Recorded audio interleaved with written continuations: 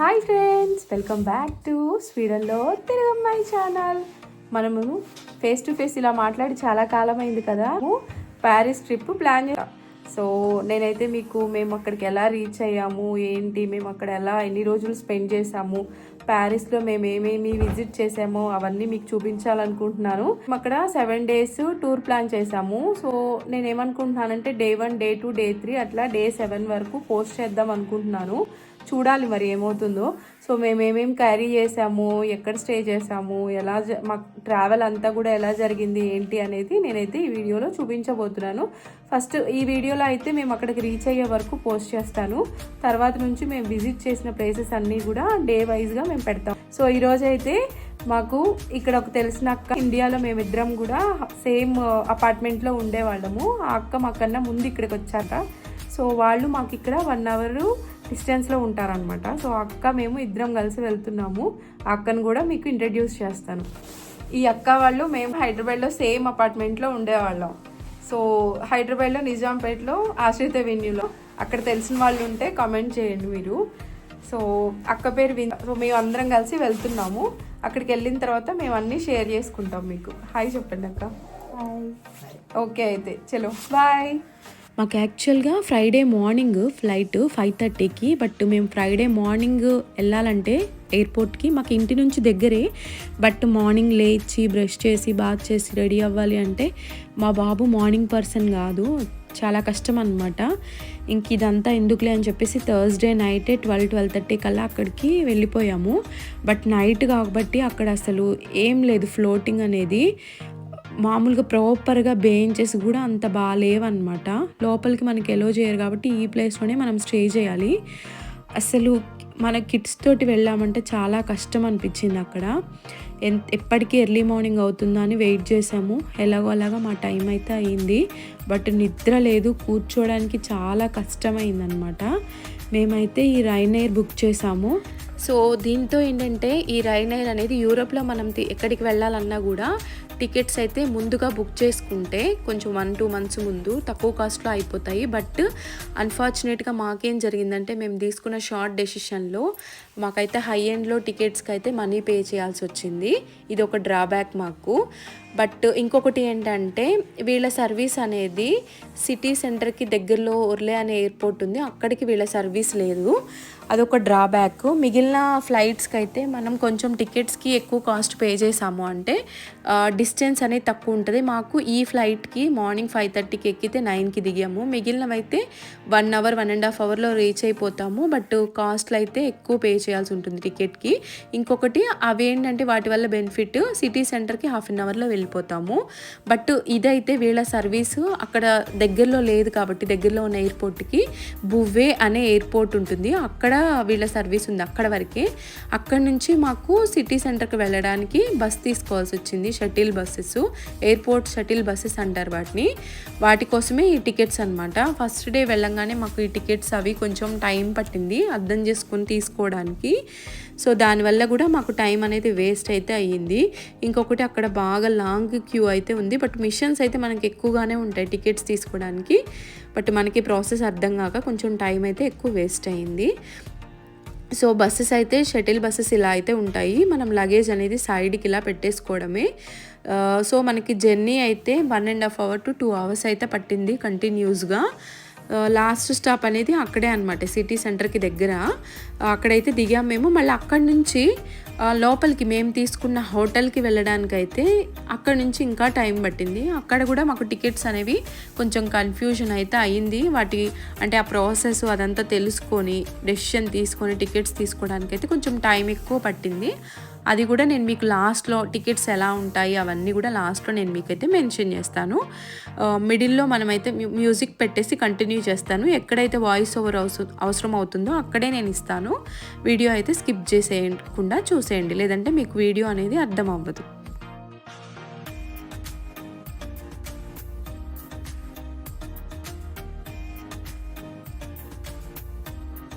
So మేమైతే దిగిన దగ్గర నుంచి మళ్ళీ లోపలికి వెళ్ళడానికి కూడా టికెట్స్ తీసుకున్నాము. ఆ టికెట్స్ వేరు, ఈ టికెట్స్ వేరు. ముందు వచ్చిన దానికి సిటీ లోపలికి వచ్చాక కూడా మనం మళ్ళీ మేము తీసుకున్న హోటల్కి వెళ్ళాలి కదా, అక్కడికి కూడా టికెట్స్ తీసుకున్నాము. ఆ టికెట్స్ ఏంటి అనేది మీకు లాస్ట్లో చెప్తాను, డిస్క్రైబ్ చేస్తాను. ఫస్ట్ అయితే మేము ఇట్లాగా తీసుకున్నాం అనమాట. ఇందులో మనకు ఆల్రెడీ డైరెక్షన్స్ అన్నీ, మనం కానీ యూరోప్లో ఉంటే మనకి ఇంకా ప్రాబ్లం ఏమి ఉండదు, ఈజీగా తిరిగేసేయచ్చు. ఆల్మోస్ట్ అన్నీ కూడా సేమ్ ఉంటాయి. బట్ నాకు స్వీడన్లోనే ఎక్కువ నచ్చింది అనమాట. ఈ ప్యారిస్లో ఫస్ట్ వెళ్ళంగానే అక్కడ అందరు మనుషుల్ని చూసి, అక్కడ రష్ని చూసి, అబ్బా ఇక్కడ ఎంత బాగుంది, సేమ్ హైదరాబాద్ లాగా ఉంది అనుకున్నాను. బట్ కొన్ని డేస్ ఉన్న తర్వాత అయితే మాత్రం నాకు స్వీడనే బాగుంది అనిపించింది. ఎందుకంటే అక్కడ ఎక్కువగా చాలా మెంబర్స్ ఉండడం, రష్, దానివల్ల అనుకుంటా. మేమైతే ఆ రోజు తినడానికి బ్రేక్ఫాస్ట్ కోసం అన్నట్టు నేను ముందు రోజు అయితే పూరీస్ ప్రిపేర్ చేశాను. బట్ మాకు జర్నీ అంతా, అంటే మాకు మార్నింగ్ అంతా కూడా జర్నీయే సరిపోయింది కాబట్టి అసలు మేము ఫుడ్ ఏం తీసుకోలేదు. సో ఇంట్లో ముందు రోజు థర్స్డే రోజు తిని వెళ్ళిందే. ఇంకా ఫ్రైడే రోజు మాకు రూమ్కి రీచ్ అవ్వడానికే టైం సరిపోయింది. సో మేము 2 కల్లా రూమ్కి రీచ్ అయ్యాము. రీచ్ అయ్యాక పూరీస్ అయితే తిన్నాము. సో మేమేంటంటే వెజిటేరియన్స్ కాబట్టి బయట ఎక్కువ ఆప్షన్స్ ఉంటాయో ఉండమో, లేదంటే ఎంత కాస్ట్ ఉంటుందో ఐడియా లేక ఇంటి దగ్గర నుంచి అయితే ఇలా చాలా ఐటమ్స్ అయితే ప్యాక్ చేసుకొని తీసుకెళ్ళాము. బట్ అక్కడికి వెళ్ళిన తర్వాత అర్థమైంది ఏంటంటే మనం మేనేజబుల్గా ఉండొచ్చు, అక్కడవి కొనేసుకోవచ్చు. ఎందుకంటే పెద్ద డిఫరెన్స్ ఏం అనిపించలేదు ప్రైజెస్ అనేవి ప్యారిస్కి ఇక్కడికి.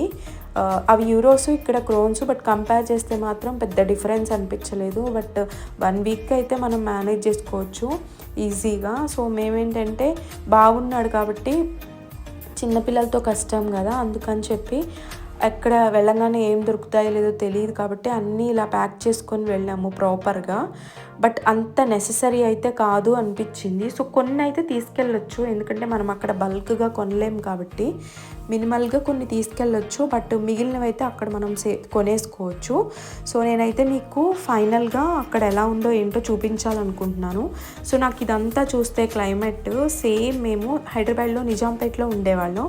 సో నాకు ఆ కూకట్పల్లి నిజాంపేట్ ఏరియా లాగా అనిపించింది. సేమ్ కూకట్పల్లిలో ఎలా ఉంటుందో అలాగే అనిపించింది.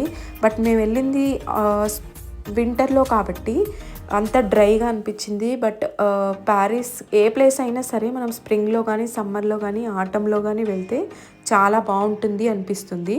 చూసారు కదా మొత్తం అంత ట్రీస్ కూడా డ్రైగా ఉన్నాయి. సో మనమున్న ఓన్ కంట్రీలో ఎలా ఉన్నా ఓకే, కానీ మనం వెళ్ళిన ప్లేసెస్లో నేచర్ అనేది ఉంటే ఇంకా బాగుంటుంది మనకి చూడ్డానికైతే. సో నేనేమనుకుంటున్నానంటే అక్కడ ఉన్న ఏరియా అంతా కూడా మోస్ట్లీ ఇట్లా రెంటెడ్ పర్పసే అనుకుంటున్నాను. బట్ రెసిడెంట్స్ కూడా ఉన్నారు అక్కడ. సో నేనైతే మీకు ఆ సర్వీస్ ఎలా ఉంది ఏంటి అనేది నేనైతే మీకు షార్ట్గా డిస్క్రైబ్ అయితే చేయాలనుకుంటున్నాను. సో మాకేంటంటే ఓనర్, మేము తీసుకున్న హోటల్లో ఓనర్ అయితే డైరెక్ట్ కాంటాక్ట్ లేదు. తను మాకు ముందు రోజే దాని గురించి అంతా, అంటే మెయిన్ డోర్ కోడ్, లోపలికి వెళ్ళిన తర్వాత ఇంకొక డోర్ కోడ్, ఇంకా లోపల మెయిన్ రూమ్ డోర్ కోడ్ అన్నీ కూడా మాకు ముందే మెసేజ్ చేశారు.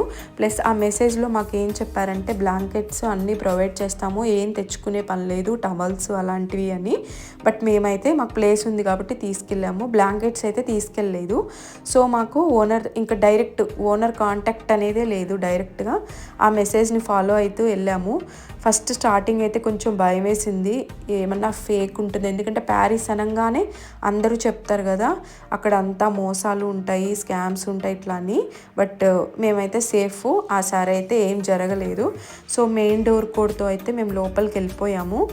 తర్వాత ఈ డోర్ కోడ్ కూడా మాకు మెసేజ్ వచ్చిందనమాట స్టెప్స్ వైజ్గా. సో ఇది కూడా మొత్తం మనదే అంతా కూడా ఉంటుంది అక్కడ, మేనేజ్మెంట్ అంతా కూడా. ఓనర్ మాకు అసలు ఫేస్ టు ఫేస్ అనేది మేము చూడలేదు. సో మాకు ఇచ్చిన అపార్ట్మెంట్ ఎలా ఉందంటే ఇట్లా ఫ్లోర్కి టూ ఇచ్చాడనమాట, 2 హౌసెస్. సో మాకు సెకండ్ ఫ్లోర్ అయితే వచ్చింది. మనకు ముందుగానే రూల్స్ అయితే వస్తాయి అక్కడ ఎలా ఉండాలి ఏంటి అనేది మనకు. సో దాన్ని ఫాలో అవ్వడమే. ఇంకా ఎలాగూ మనం ఇచ్చిన హౌస్ని నీట్గానే మెయింటైన్ చేస్తాము. ఆయన ఒకటే రూల్ చెప్పారు, కిచెన్ నీట్గా ఉండకపోతే మాత్రం ఫైన్ వేస్తాను అని చెప్పేసి. మనం ఎలాగూ వాటిని నీట్గానే మెయింటైన్ చేస్తాం కాబట్టి మనకు ప్రాబ్లం అవ్వలేదు. సో మాకైతే మాకు ఇచ్చిన హౌస్లో ఇలా వచ్చిందనమాట. అది ఓపెన్ చేయంగానే ఆ లాక్ అయితే కీ కూడా, ఆ ఇంటి కీ అయితే లోపలే ఇచ్చేశాడు. చాలా బాగుందన్నమాట అక్కడ ఇచ్చిన సిస్టమ్ అంతా కూడా. బట్ అన్నీ ఇలాగే ఉంటాయా అంటే నాకు తెలియదండి, మాకు ఇచ్చింది అయితే ఇలా ఉందన్నమాట. సో ఓకే, మాకు మేము కావాలనుకున్నదే మేము పెట్టిన కాస్ట్కి అయితే మాకు రీజనబుల్గానే వచ్చింది హోటల్ అయితే. మేము ఆ అక్క వాళ్ళు మేము కలిసి ఒక హౌస్లో ఉన్నాము. సో మాకు కిచెన్ కూడా కావాలి కాబట్టి మేము అలా బుక్ చేసుకున్నాం అనమాట.